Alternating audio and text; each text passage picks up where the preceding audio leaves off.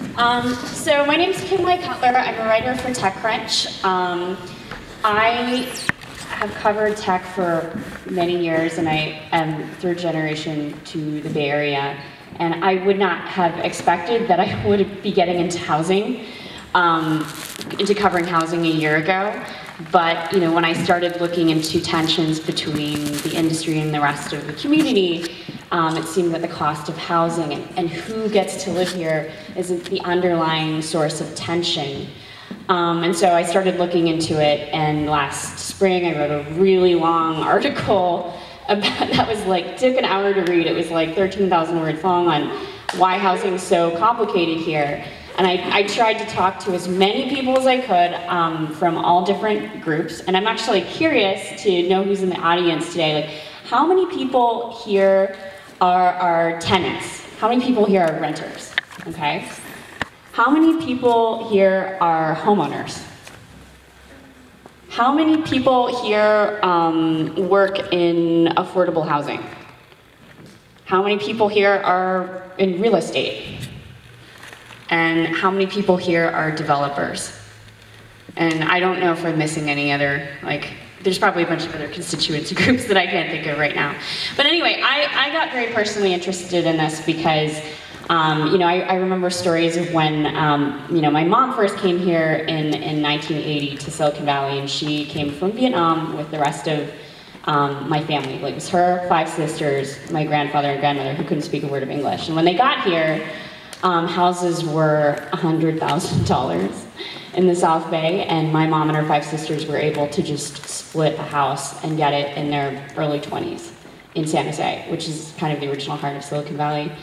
And being a little bit older than that now, I look at housing prices and I'm just terrified.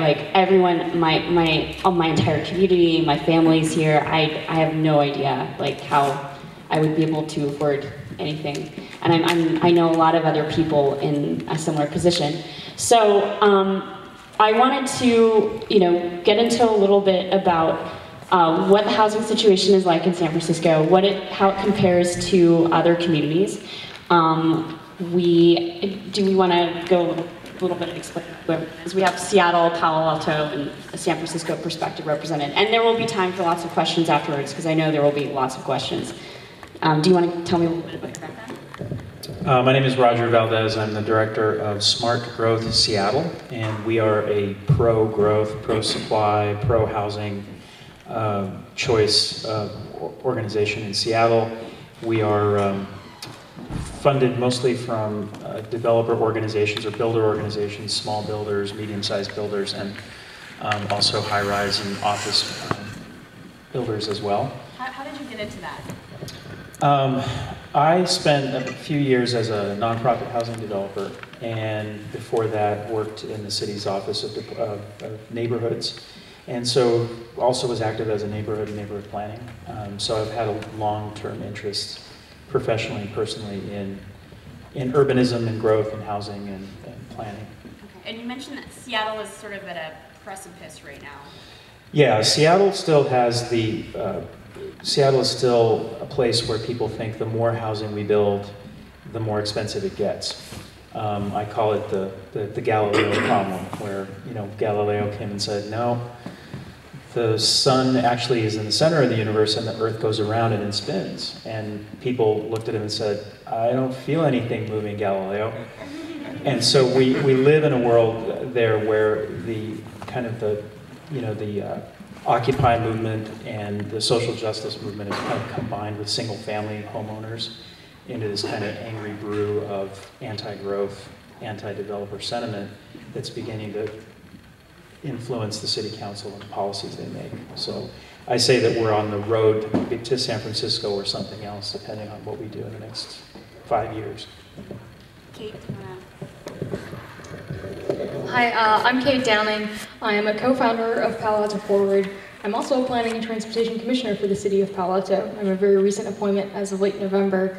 I don't have any experience in development or real estate or building.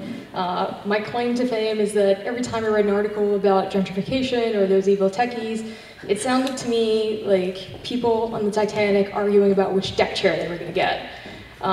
because nobody was talking about the real problem, which is that we're not building anything, right? In the last year, we added over 100,000 jobs and only 14,000 housing units, and we've been doing that for about the last 40 years. But it's even more of a struggle in Palo Alto than it is in San Francisco, right? We add almost nothing. We've been asked by ABAG to add about 2,000 units in 15 years. That's right, 2,000 units. And that's actually despite the fact that we have 9% of the county's jobs, but only 3% of the housing. So we should be being asked to build much more than we are, and what we are being asked to build, a pittance within the next 15 years, is enough to rile up a tremendous amount of protest. I mean, I want to add something to that. I mean, when I was talking to people who were here during the first boom, and one of the reasons that a lot of startups and founders moved to San Francisco, I think in like the 90s, was actually, in terms of commercial rent prices, it was actually cheaper than Palo Alto, and I think it continues to be cheaper than Palo Alto. But a huge contributor has been just the total lack of, like, even more so than San Francisco and Oakland, building housing in some of these very wealthy suburbs in the South Bay, especially Palo Alto, especially Menlo Park and Atherton, which is where Silicon Valley is originally from. Anyway, that was just my 2 cents. And lastly, do you want to... Thank you. My name is Michael Cohen. I run a real estate investment development company. I think I represent the San Francisco part of this panel. We do both office and residential development investing. We've got about 850 units in San Francisco, either under construction or in the development pipeline. I think part of the reason I was asked to come here tonight is I spent 15 years working in City Hall in San Francisco. I was a city attorney for 8 years, running the real estate and public finance team, working on projects like AT&T Park and the Ferry Building and Mission Bay. They were all very exciting. And then when Gavin Newsom was mayor, I spent 8 years running real estate and economic development. And so the political, economic, and policy battles of land use in San Francisco is something I've pretty much been doing 24/7 for about 20 years. And it's one of the reasons I was, happy to come here. Is it a Monday or a Tuesday? It's Monday. It's Monday, thank you. On a Monday night, just because I think these are really important issues and people are going to disagree, and that's okay. It's more important that people talk. So I'm happy to be here. Can you tell me a little bit about the political climate around development, whether it's been the same for the whole time you've been here, or has it gone through different phases? Okay, I see Tim Cohen in the background is giving me that. It could take a very, very long time. Well, just give me, like, has it been consistently any development the whole time? I think there is a consistent, what's the word I'm looking for?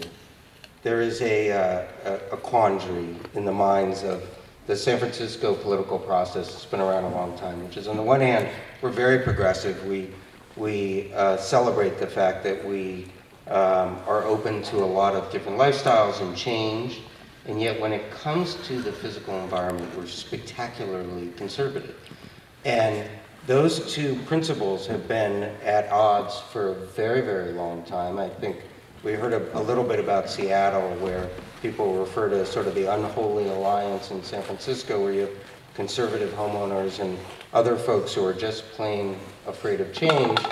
That message is a hard message to deliver unless you wrap it in a certain amount of progressivism. Otherwise, it's really hard to stand up in San Francisco and say, we want to be La Jolla or Aspen, right? That's not going to work. So it has to be wrapped in something else. But I think it's, in some respects, it's not an unrealistic tension. I mean, one of the great dilemmas we face, I've lived here 27 years now, is we have these wonderful urban villages. We love the character of those urban villages. And so the challenge has always been, how do you accommodate growth and change so we don't become a stale, stagnant city that withers and dies without ruining the character of those neighborhoods? And I've always believed for 20 years we have the opportunities to do that. We can build tens of thousands of units every year without ruining the character of San Francisco. But what is tens of thousands of units? Are those like giant skyscraper towers? not necessarily. You know, one of the examples I tell people I love is the Market Octavia plan. So I live on the edge of Castro and Noe. And if you look at the Market Octavia plan, which I was involved with when it was originally adopted, we took a lot of corner sites that were one-story buildings. We upzoned them to 85 feet, which is not horrible and scary. We've created probably 1,000 units just in that neighborhood, and if you walk that corridor, it doesn't feel radically different than it did. It actually feels a little bit better, in my opinion. We've got a little more ground floor retail, but it didn't ruin the character of that neighborhood. I don't think that neighborhood supports 400-story building or 400-foot buildings. I think Transbay does. I think Rincon Hill does. So part of it is just picking where the right product goes. But I mean, there was also an unusual opportunity there because of the freeway, and then I mean, like not all neighborhoods have like that same capacity. Like there's already because they tore down the freeway, they could rebuild a bunch of other stuff there. Yeah, I would have gotten thrown out of City Hall, but Geary Boulevard could handle 85 feet without losing the character of Geary a long way with great transit and produce a bunch of housing. Do you want to tell me a little bit about how the process in Seattle compares to San Francisco? Well, we, have as of but people can build up to the envelope. So you have a right and entitlement to build whatever your zoning is. So if you're at 85 feet and you have an FAR that is within the zoning, you're able to build to that. If there is not any hooks for community benefit or anything like that in getting those things built. However, we have sort of a couple of traps that are set up. Something called the State Environmental Protection Act has an avenue for people to appeal, and then we have design review. And in both of those are sort of process-heavy things that neighbors often use to sort of monkey wrench developments that they don't like. But if you build, what we have is we have people building right up to whatever they're already entitled to, and not building more. And so part of our problem is that we're starting to get creep into the entitlement process. How fast is the population growth in Seattle, and how many units are you adding per year? We've added an average of about 3,400 per year, but we're looking at about 115,000 people over 20 years and needing about 70,000 units over that 20-year period. So we figure it's going to be, that production level is going to have to increase. But there's not a sense of urgency among city leaders because as we were hearing, we have people that are kind of progressive, call themselves socialists, Birkenstock wearing former hippies that own single-family homes, and they're all for Obama's immigration, stuff. But someone says we're going to build a micro-housing building a block away, and they come out with pitchforks and torches. So it's a very bizarre political mix because every single project gets held up with what I call the red herring problem, which is just people saying, What are they saying? just that building makes the neighborhood look too fat. I mean, that's basically what it comes down to. It's a bunch of garbage. But at its heart is this very deep kind of deep fear of change. And so what comes out is stuff about neighborhood character, and the building's too tall, it blocks the light, and it's too many people, not enough parking. I mean, it's just endless litany of just sort of whatever. And then oddly, you have all these single family people arguing that the reason why growth is bad is because rents are too high. And you're sort of like, well, you're not even a renter.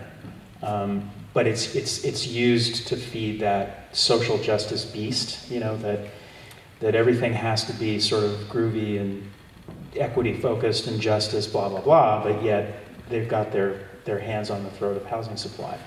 So it is, as you point out, it's very difficult politically because you can't, saying supply in Seattle, it's like, makes people think of Milton Friedman and Ronald Reagan and whatever.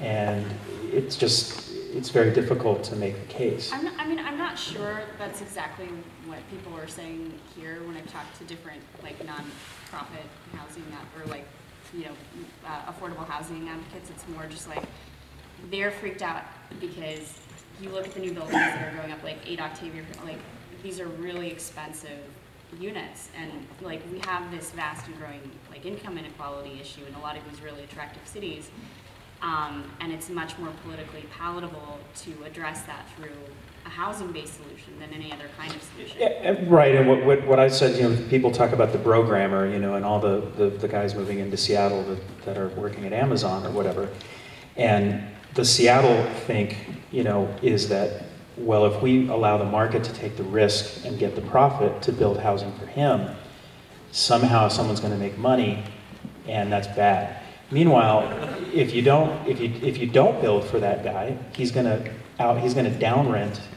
into the apartment that the little old lady wants, or the poor, you know, single mom wants to get, and he's got more money to spend and will outbid her.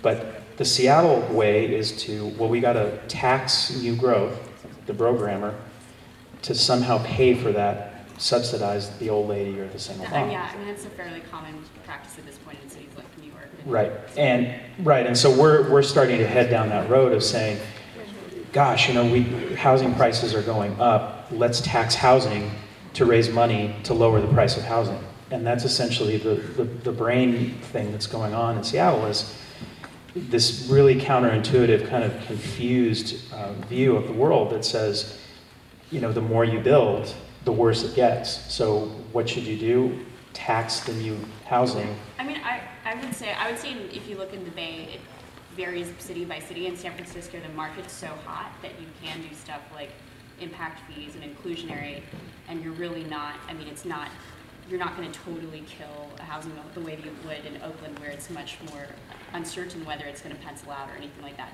Why don't we talk a little bit about Palo Alto? So for background, I think like it was like a year ago, this group of promoters and real estate agents got together and killed like this affordable senior housing development, and then they formed their own group called Palo Altans for Sensible Zoning, and then you guys came around and did this other thing and formed Palo Alto Forward.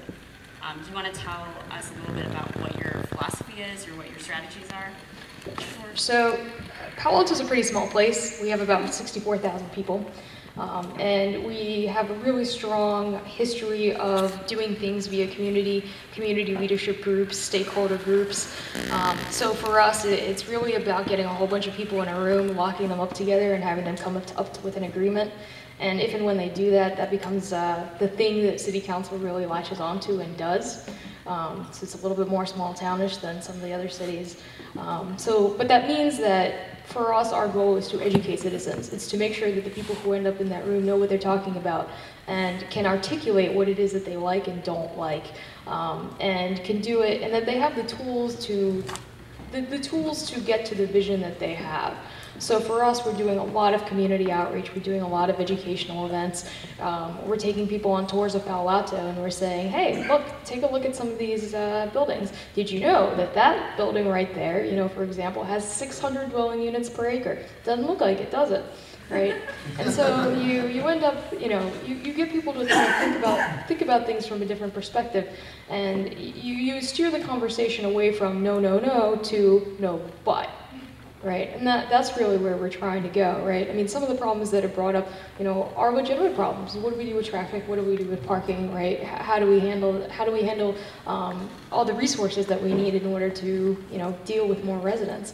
But for our group, it's about creating those proposals. It's about saying, okay, but here's the way that we think we can fix this. You know, we can do this with parking, we can do this with traffic, right? We can do this with services. It's providing the alternative. It's providing something that people can say yes to, and I think that's our focus. How do you, so a lot of lower income communities here in San Francisco and Oakland, they're like, hey, it's unfair that the suburbs of the Peninsula and South Bay are basically offloading all their like younger workers onto San Francisco and Oakland, and then pricing out these like long-time communities that have been here for decades. But on the other hand, when you want to like upzone or like kind of think about reconfiguring something that has a suburban road pattern towards more density, it's really, really difficult because the traffic is just heinous. So like, how do you like, what, if Palo Alto can transition from a more suburban configuration to a more urban configuration, what does that actually look like? Can it actually be done? And are there examples of suburbs that have really, really densified? Sure, so I would make one point. So Palo Alto hasn't just offloaded all of its young workers. Palo Alto has also offloaded all of its seniors who want to downsize and can't in Palo Alto. It's also offloaded all of its service workers. You know, basically, if you don't make over 100K, we've offloaded you to some other place. So it's not just young tech workers. I don't think this is about tech workers. It's not about the tech industry. It's something that affects everybody within our city. But yes, in terms of retrofitting suburbia, there are actually lots of books on this. There are lots of great ideas, and some of them involve, for example, taking gigantic malls, taking those parking lots on those malls, and turning them into housing. So you get an actual walkable community, and you can walk from your house to restaurants, to your grocery store, to where you work. That's one thing that you could do to do some retrofit. The other is to start building smartly. So for example, maybe you shouldn't be building gigantic, apartment complexes by the freeway, right? Maybe the better idea is if we're going to add housing, make sure you add it next to transit. And if you do add it, make sure that you add it in such a way that it's added walkable, so that the outside of it so that the complex faces the street. It's not inward facing. You don't have cars parking in front of it, you have cars parking in back, and you're actually building it by street blocks, right? It's not just its own development that's looking in upon itself, and there's really no way to easily get in or out. So new building, you could do it better. One thing that you can also do in the suburbs is we have a lot of parking lots, we have a lot of parking garages. To the extent that we're building new parking garages today, you can actually build them retrofitted, ready for new housing. So people today are building parking garages and they're already putting the electric wires, the ventilation ducts, plumbing, so that when we get to that point where there's enough density to support the public transportation that we don't need the garage, the housing is there for you, it's ready. So there's actually a huge number of strategies that you can use, and there are other cities that have been incredibly successful. I think probably the most popular one is Bethesda. Bethesda used to be, I'm from Baltimore, actually I grew up in Baltimore. Bethesda used to be a pretty non-walkable place, as boring a suburb as you could possibly get. They got an extension from the metro to connect them directly to Washington, D.C., and they built all over that extension, right? They created a pedestrian mall. They created a street that's blocked off to traffic. That's, it's just kind of an arcade where there are shops and restaurants. There's housing above. They've really taken the smart growth tactics to heart. I think we could do a lot more of that from Palo Alto. And I think one thing that we could especially do is have more mixed use. Right now, we're very, very much single use. What was it like? So when you started doing all this, what was the reaction from other Palo Altans? Shock. So, like what? So Palo Alto Forward, in its official incarnation today, started when a group of people came together to City Council to talk about the comprehensive plan. It's going to be our land use Bible for the next 15 years. And it was a shock to the entire city because people under 60 came. It was the first time that people, young people, kids in their 30s and 40s showed up. And it was an incredibly revelatory experience because until then, the only people that were speaking for us were people who were retired, people who were senior citizens, people who were independently wealthy, the people who actually had the luxury of time to show up to these meetings. And they would say things like, oh, young people, they all want houses too. They all want to drive too. You say they want to live next to work? No, they don't. They want to have a car and a big backyard. So it's really the first time that you even heard a counter-narrative to that in our city in a really long time. I want to pass it to anyone. What do you think, given all of these considerations and constraints and all of the experience, what's the best way forward? You take the people in this room, what's the best thing that they can do that ensures, that we do ease the housing crisis, that it is considerate of the people who've been here for a long, long time.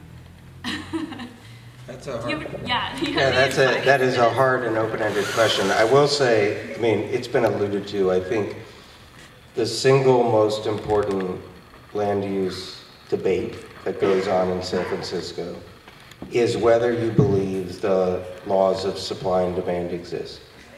And I see a lot of people nodding their heads. You would be shocked how many people in San Francisco who have influence on land use decisions believe that on the Daly City border, as it drifts, I guess it dies over Colma, I think, the laws of supply and demand, and they just stop right at Daly City.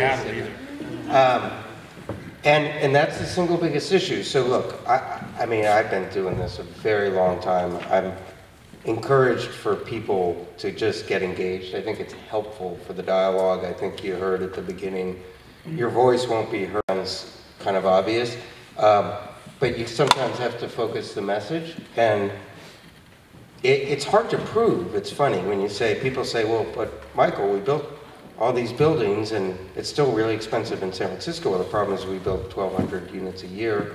We should be building 8,000 or 9,000 units a year. And so we will never get to test the premise until we actually overcome that issue. And so if sometimes it helps to be organized around one issue because it can get lost. If you're saying 15 things, people begin to tune you out. And I think there is a real benefit right now. I think it's a very, very ripe issue as to whether the laws of supply and demand exist. And the way I put it is in the inverse. If we build less new market rate housing, will it get cheaper? And we all know the answer to that. We've seen it for 30 years.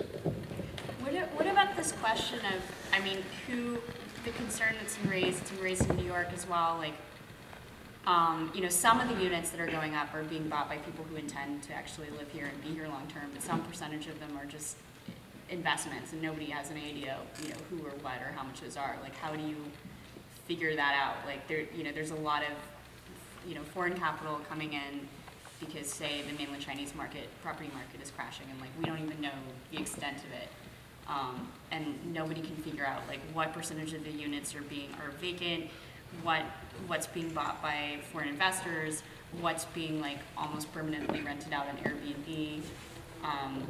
Yeah, I mean, Airbnb is a very complicated policy issue, and I am not touching that with a 10-foot pole. I will say the San Francisco market doesn't have a huge investor market. I will also say I'm a huge supporter of San Francisco's nonprofit affordable housing community. We have a really sophisticated, mature, thoughtful nonprofit affordable housing community. It is underfunded and undersupplied by land. And so I think part of the answer is inclusionary housing. And if you believe in supply and demand, it gets easier.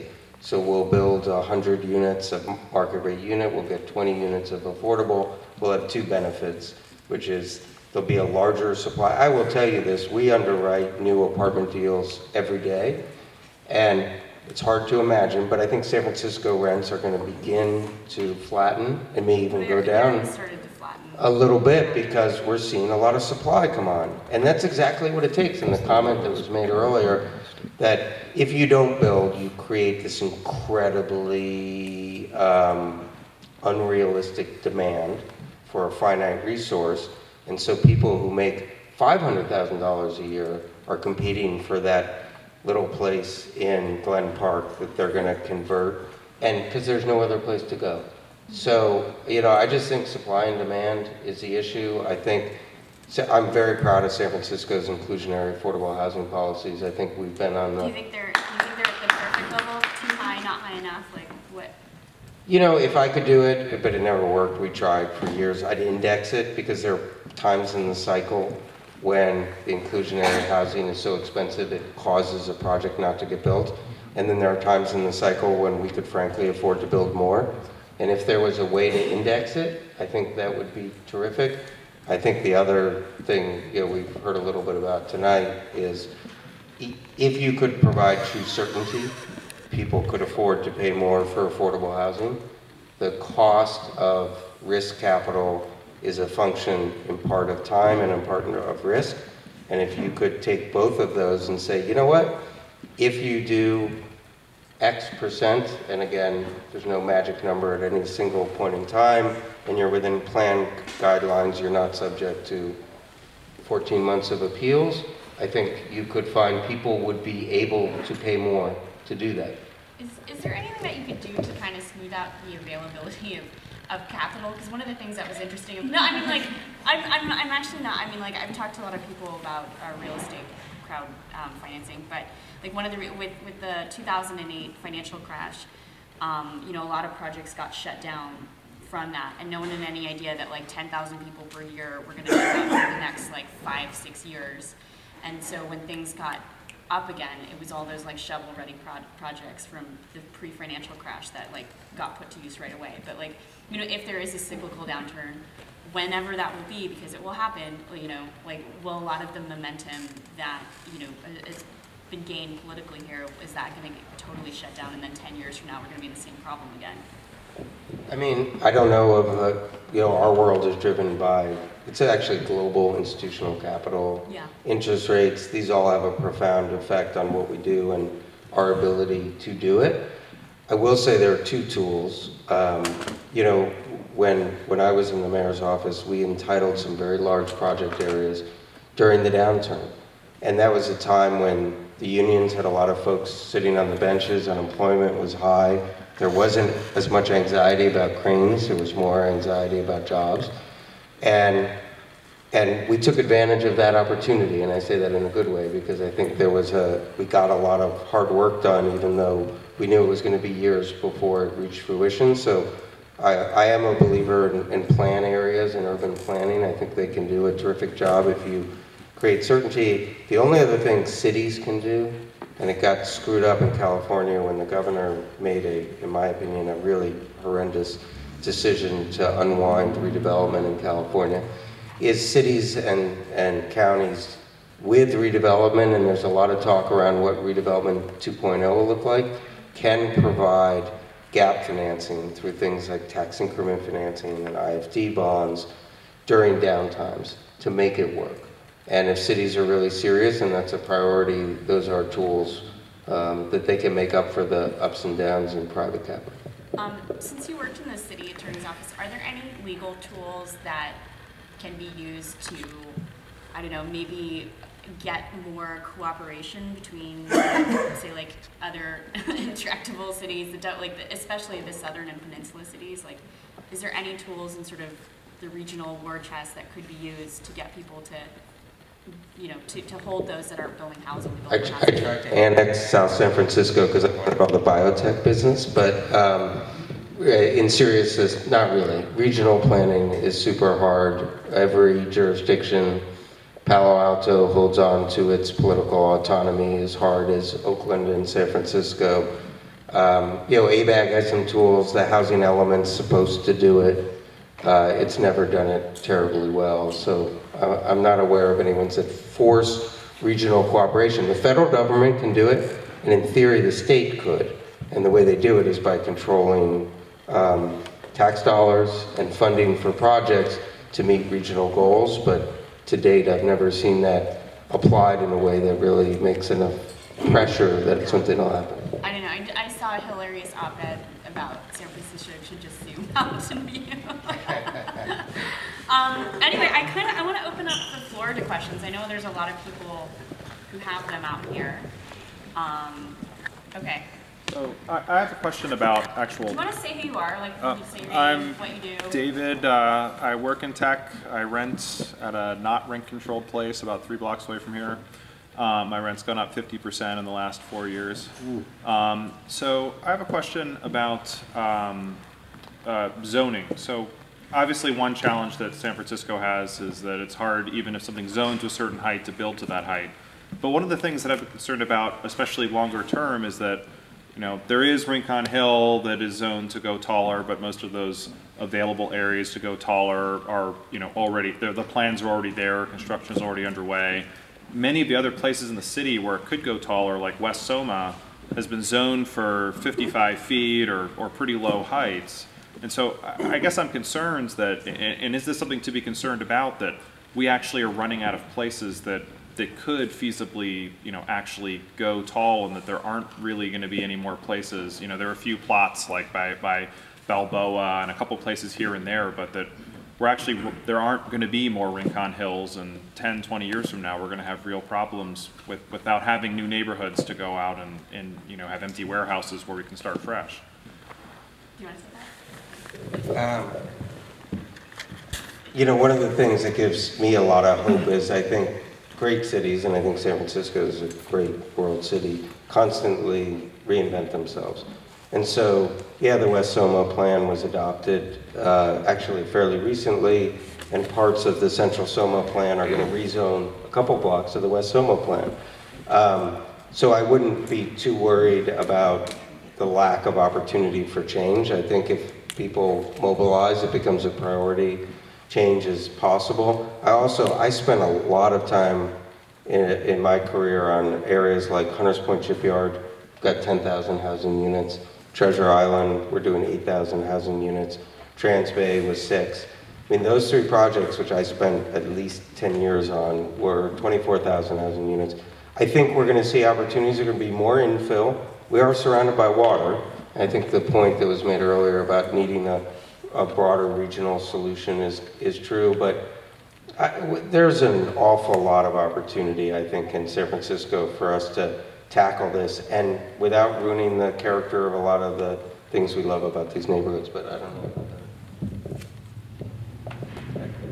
More globally on zoning, I mean, remember that zoning was a 20th century invention that was designed to separate use. The pig in the parlor Supreme Court decision, the Euclid decision, was to sort of push residential, industrial, and other kinds of uses away from each other. And I think what we've learned as we've grown more densely, that we want uses to be pushed closer together, not away. And so I think we need to consider the fact that zoning is probably the problem, and that what we need to do is sort of zero out zoning.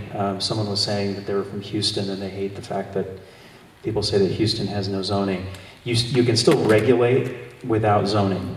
So I always say this, and I always get lots of skepticism about just getting rid of it and starting from zero and doing something called zero-based land planning and land use, where if you have parcels, just, the market is going to find the equilibrium on what can be built within the specifications of engineering and safety and the building code. And why would you have anything to limit that? I mean, it just doesn't make any sense to do that when you've got such big housing demand. And I think that's true for Seattle as well. Yeah, I did that. I did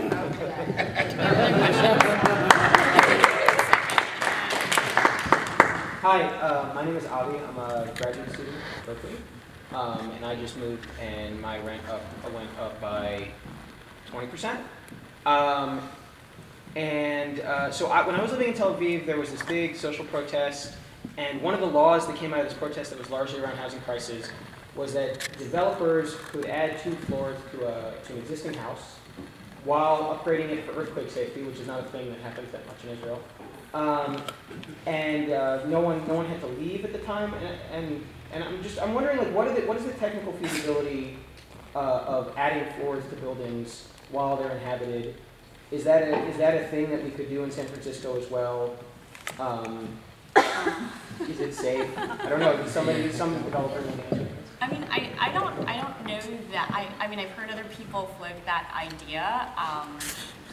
I mean, Tel Aviv has a very unusual, there's a lot of very unusual construction. I mean, like, Tel Aviv, relative to other Israeli cities, is not as old, like, except for Jaffa, but I've seen construction in there where you'll have like a building that's literally hundreds of years old, and then some new crazy thing on top of the ruins of the old thing. I don't think I've ever seen anything exactly like we do. Do you want to answer? Do you know the answer?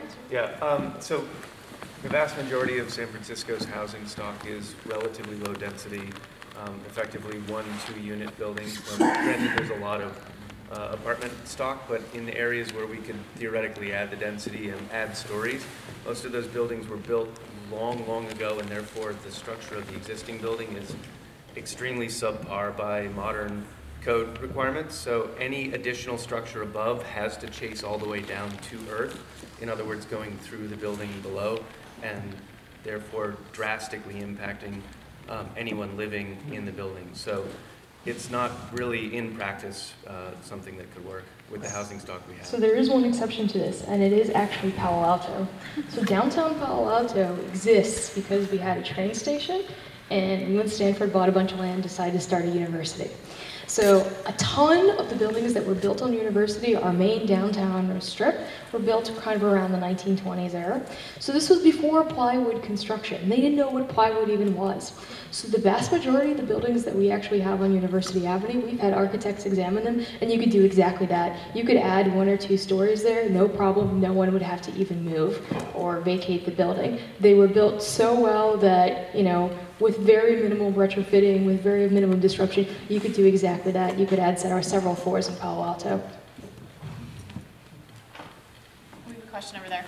Hi, my name's Armand Damaluski. I'm a renter. I teach public speaking and debate, and I don't even want to talk about my rent because it's depressing.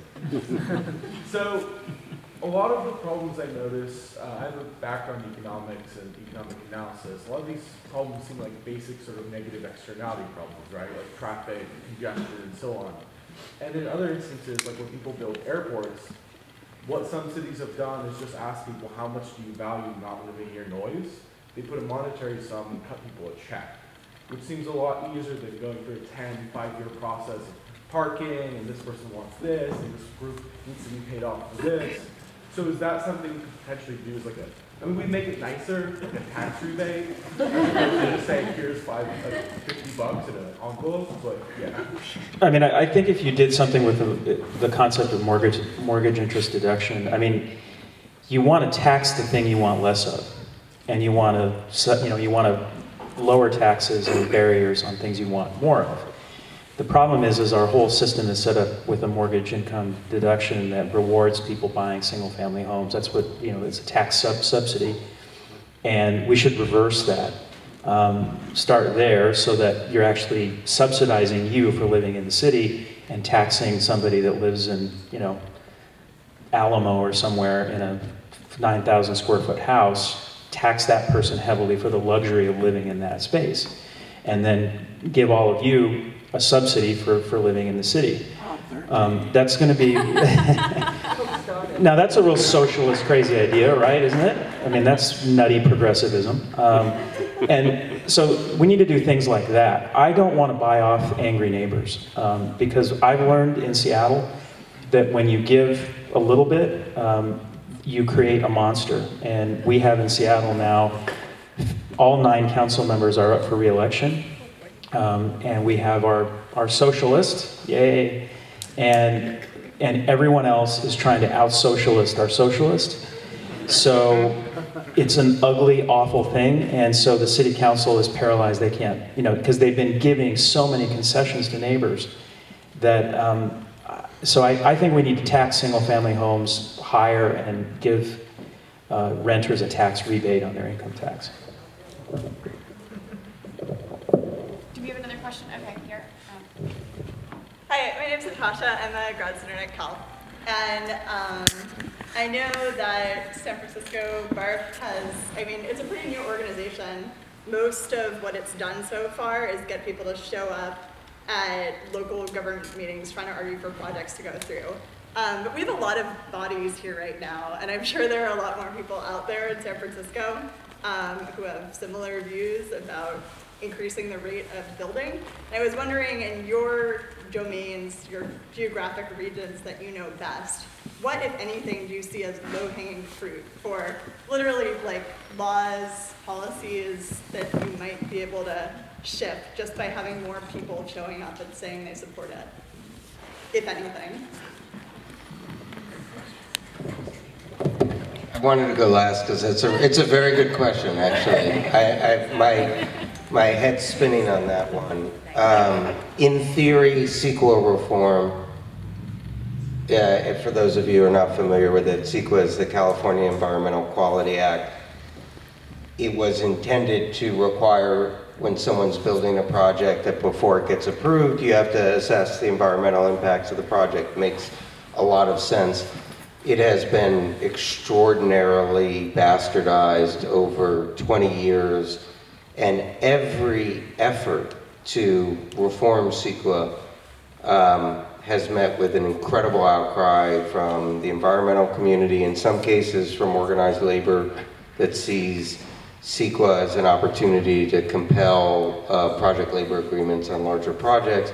When you get rational people in a room, and I may be biased because I think actually if you get rational people in a room talking, that good change can come out of that. CEQA reform benefits no one but CEQA consultants and people who want to stop projects. And every big project I worked on in San Francisco, I was talking about Treasure Island, we got it done, 2 years of CEQA litigation. I guarantee you, I knew we were going to win the CEQA lawsuit, but we had to wait 2 years. What did And by they the way, sue it for? What were they? so it's become over the years this hyper-technical thing and all the add-ons. There are changes going on right now, as we speak, in Sacramento to CEQA that a lot of people who are smart growth proponents are really worried about. Because every time there's a new little hook, that new little thing you have to analyze becomes the basis for a lawsuit. Excuse me? According to a lot of these people, they think, for instance, they argue that parking lots are good for the environment. Yeah, I mean, parking lots. So as a general matter, I would say process, I would say CEQA in particular. I think California is getting close. I think people are really sort of getting fed up with, and they begin to understand that this supports a whole cottage industry of consultants, but it's actually not helping address environmental issues. So that'd be mine. So I know that you guys are asking about specific issues, but I really want to talk about process. The fact that my organization has started showing up at City Council has completely shifted the conversation. If the conversation was all the way over there, now it's kind of a little bit closer to sane, right? So just showing up, right, just saying what you want, just saying what you feel, it makes a huge difference. Because you would think that the City Council would keep in mind kind of what's best for all those citizens that it represents, but it really is biased towards the people that it hears from, towards the people that it sees, the people whose names they can put to faces, to the people who harass them on the street, right? Those are oh? Take away. Yeah. Cabling problem. Okay. Yeah, those are the people that really make an impact. And if you guys keep going, just bring a buddy or two, go to a meeting, go drinking afterwards. If you do that once a month, and then you start kind of getting your friends into it, and you guys, all start doing it once a month, then you grow your friend base that way, and you get to know your local politicians, for better or worse. That's really how you make the change come about. Writing things online and posting comments on Facebook and all that. I know that's kind of what we do, that's kind of what we're about, but it doesn't actually move anything with the local governments. You actually do have to give them face time. Although I think if you're going to the San Francisco Planning Commission, you should drink beforehand. Before and after. I don't know if you can during. Yeah. So the other thing I want to talk about is we've been talking a lot about housing during this panel, but I actually think that one of the pieces of low-hanging fruit is transportation. These two things go together. You really can't get more housing and you can't have more density further out in the city if you don't build the transportation infrastructure for it as well. So I'm not a transportation expert, but I do know that there are several propositions that are going to be coming up in the next election cycle, which are going to have to do with getting more funding for Caltrain, with electrification. That's pretty low-hanging fruit because I think that there's a big push that you guys can all make. That's something that a lot of people can agree on. It's really hard to say public transportation sucks. So I think that's a really good piece of low-hanging fruit for you. So I think one other piece I'll mention, so this doesn't necessarily have to do with housing per se, but it does have to do with funding, and it has to do with our budget, and it's actually the sales tax, and it's reform of the sales tax to tax not only goods but services. That could actually be vastly important for our state government in terms of the money that we have, the money we can allocate to affordable housing, the money we allocate to education. And those things are the things that people say, well, you can't develop here because we can't build another school, right? Or you can't develop here because we don't have money for another bridge. So all these things really tie together, and that one I think is also probably sort of in the category of low-hanging fruit. I think where we are right now is, we've actually got it pretty good in Seattle. I mean, our rent increases over a decade or so have been about 5%, inflation's been about 3%. So they're not, yeah, and I mean, the problem is that anecdotally, people will say things like my rent went up, X% over a wide period of time, but when you look at the overall numbers, actually operating costs are going up faster than rents. And that's another pressure, is operating costs are a problem. We also have a pretty decent entitlement process so far. My concern is it's going to become more like San Francisco, where literally every permit is going to have to be put on the ballot to be voted on by everybody, which just is going to make things more expensive and more difficult to build. So I think we're in a kind of a fighting back to keep what we have mode. I think that everybody has said it, and I think it's true. If I had all of you, if I could bring you with me to Seattle, it would be fantastic. So, I mean, I think supporting San Francisco BARF and Sonia, I mean, she's amazing. I mean, she is a really incredible advocate. And I can tell you one thing, in doing this, in watching her testify in West Oakland, talking about supply and demand and the umbrella example she uses. If you haven't seen it, go on the website and watch it. And just the ridicule and abuse and just fire hose of stupidity that comes from the people in that room. It takes a lot of energy, I can tell you from experience, to wade into that cesspool of self-interested ignorance and nonsense day after day after day and fight this fight. So she needs to know you're all there. She needs to hear from you, and you all need to hear from each other, because this is a tough fight. It's going to take years. And I don't think there really is any low-hanging fruit, other than we're all here together, and we know that being a progressive and being sort of a open-minded supporter of diversity means we need to build more housing, not set up barriers to stop it. So I think we're on our way, but it's going to take a struggle, and we need to support each other through that. So I think that's probably the biggest thing I would agree with on that score. Oh my God, so many hands. Okay, do you want it in the black? Hi. I'm Mike Egge. I'm an unemployed civic troll, and I live in a very heavily rent-controlled apartment. Thank you for being honest. Yeah.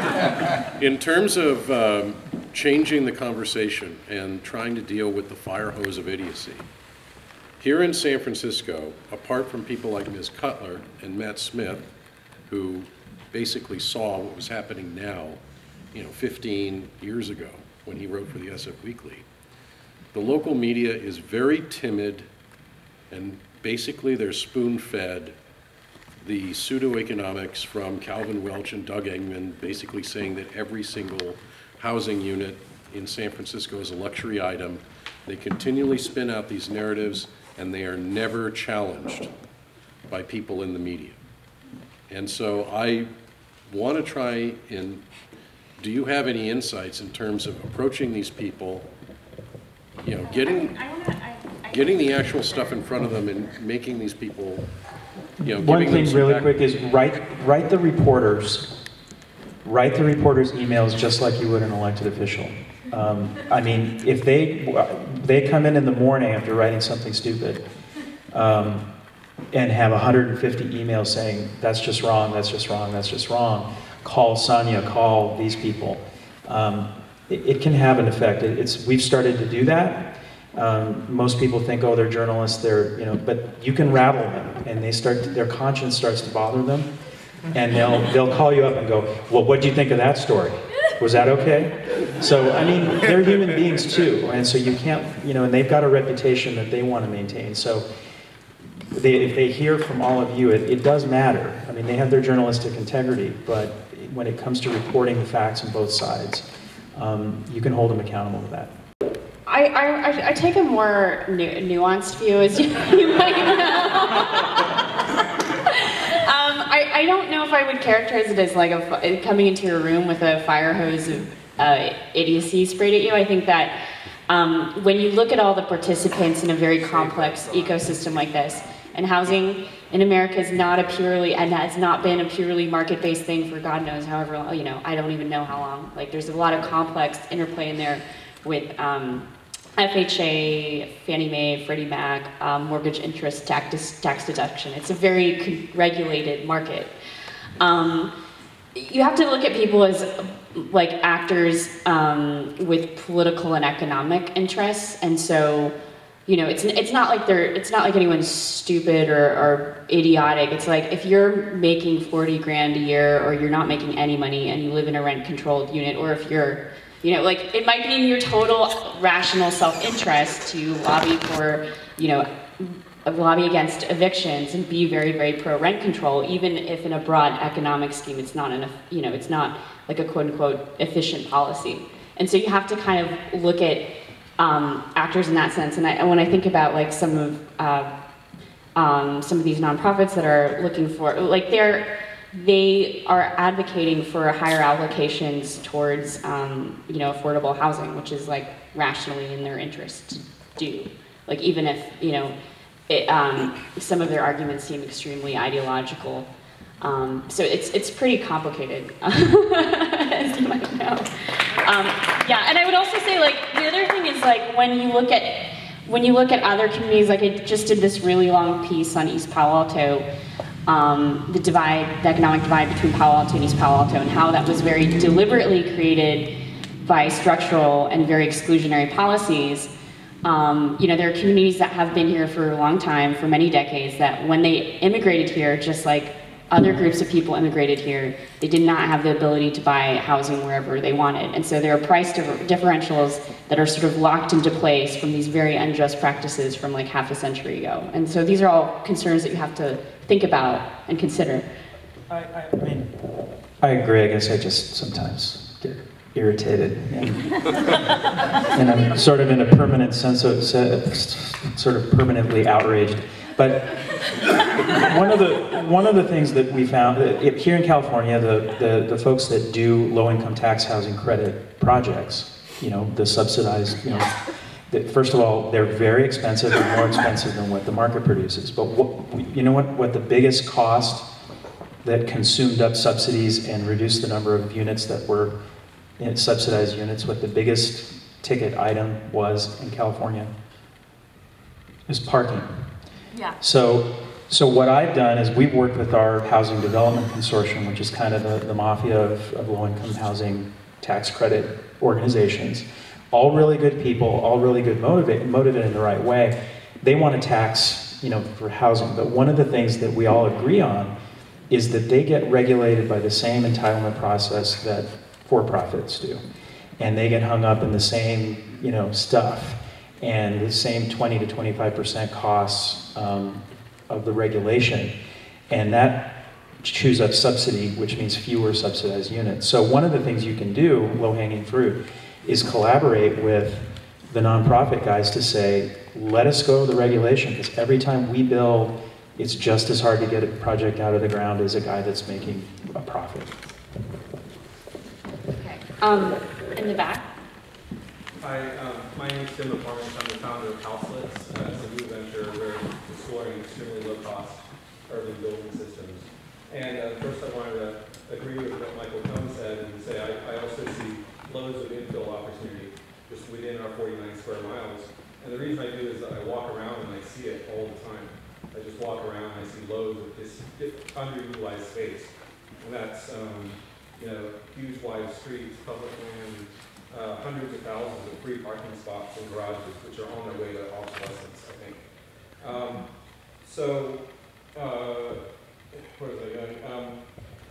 I wanted to comment that there's this idea that, well, what can we do, you know, it's the region, but I wanted, from my point of view, the thing that determines whether that infill on these small sites can happen, it's actually very local. It's a locally implemented building code and zoning. And even CEQA, there's significant carve-outs for small infill near transit. So the question I have for you all is, what can we do politically and tactically to make people see that opportunity and open up maybe more kind of piloting and experimental ways that can change the conversation in addition to the political strategies we're talking about? Who wants to take this? Well, we did. I don't know if you've seen all the stuff about our micro-housing thing that we did in Seattle. That was something that was really important. That was a product that was created as, you know, very, like, anywhere from 90 to 200 square feet units. So you get more people in a smaller space with shared kitchen and some of those ideas. Accessory dwelling units. I've seen a lot of great stuff in Oregon. Tiny houses. Portable houses, prefab houses. I mean, there's a lot of great ideas, but again, the thing that conspires against those is the code, not so much the building code, but the zoning code that prevents some of those things from happening. So actually, one of the best examples in Palo Alto of a micro-unit is a micro-unit that was kind of an accident. It's the President Hotel that's on University Avenue, and that's the building that I was referring to, that's 600 dwelling units per acre. And it used to be a little hotel, and then it got converted into studio apartments, studio and a few one-bedroom apartments. And it's actually, it's extremely successful because it sort of flew under the radar, right? It was already there. It was there since the 1920s. So you didn't have to convince anyone to build anything. The converting was a lot easier than the building. And once you have something like that already exists and that people don't really think twice about, and you can point to it and say, well, look, there it is, and it's already here. And they're like, okay, that's not so bad. That's actually a pretty good way of changing the conversation and a pretty good way of steering it towards your goals. I do think there's a lot to be said for secondary units as well. I think that, you know, we have an aging population. I think that Palo Alto in another, 15 years is probably going to be something like 40% senior citizens.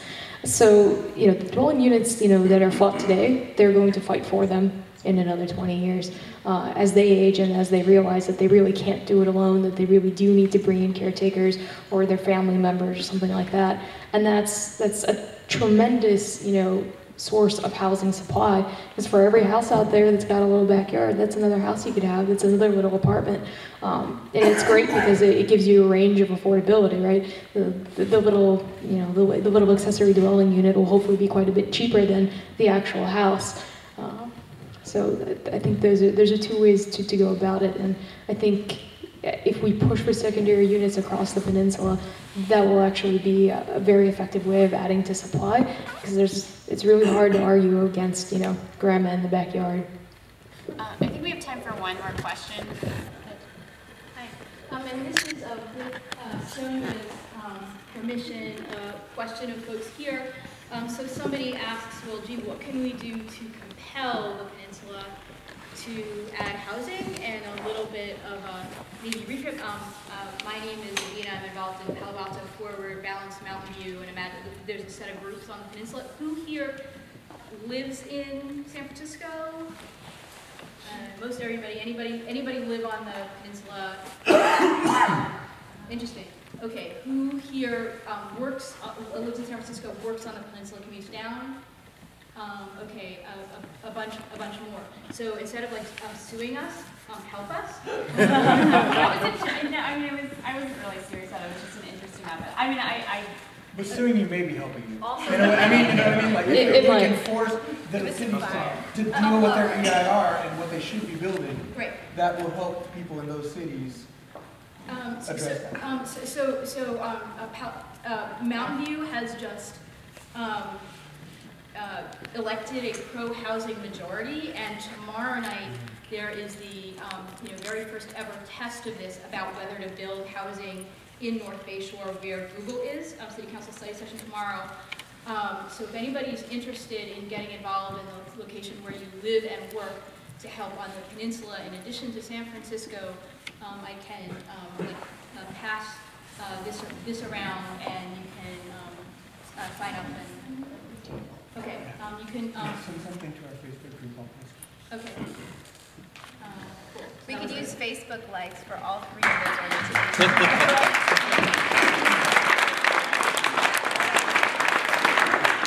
Yeah, I really can't underscore, how incredibly powerful it is if you guys all go on Facebook and join these groups and just share our posts, share events. Even if you don't care and you don't want to go to our event, I bet you that out of your 500 friends, someone will. So it's actually incredibly powerful for us, for all of our groups that you guys do that. It takes a little effort. Please help us. help us grow our membership. Can I make a really brief plug? Sure. I went to a planning meeting last week just to kind of see how it goes, or 2 weeks ago, and there was a development in Potrero, and I was amazed at how organized the neighborhood NIMBY organization was at fighting this. They had a neighborhood association. Because you don't know exactly at what time you're going to be asked to testify, there was actually somebody there who was texting all of these people, like 50 people on a list, so that they knew exactly what time to show up at what room, and then they all got there. They got a little pin so that everybody had these pins together, and they all went and they spoke one at a time. And that's the type of organization that I think, would make a huge difference here, just so people know what should I show up to, what time should I actually be there, and then, I would go to more things, if I actually knew where to go.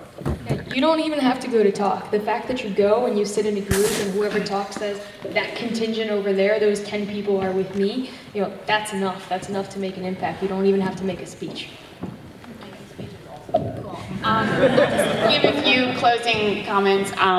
So, when I was looking into the history of housing and development in California, I went back to, I think like in the 60s, the state was issuing 1 out of every 5 housing permits in the country, and then some very substantive changes happened in the California Supreme Court in the late 60s to the early 70s, and politically the state, and especially Northern California, changed itself towards an orientation of very patrician growth control, which is one contributor among many over the last 40 to 50 years to the situation that we're in. Of course, another, is the overwhelming growth of the tech industry, which was very, very tiny 30, 40, 50 years ago, and is now much, much larger regionally.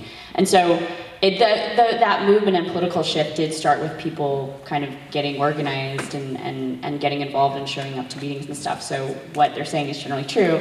I would also add, in my personal experience in talking to a lot of different people who've been active on the issue for many, 10, 20 years, is it's not, some groups are going to be like those neighborhood organizations with people who show up and are anti-development with lots of pins, but it's actually there's a lot of different groups out there, and you may find that you agree, you can actually work with them on certain things. You might find that, like, as a renter who's a tech worker, you might think that, the current, for example, short-term rental situation and the regulations around it may be insufficient to understand the extent of what's going on in the city, and that may be something you might find allies with other groups here. So it's a pretty complicated thing, but like having more people involved and having more people show up and having more people be self-educated and active on the issue is important, and it's important towards like guiding the city and this region towards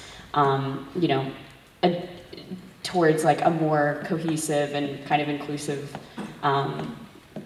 system of development in the future. So I don't know if do you want to take from here? Yeah.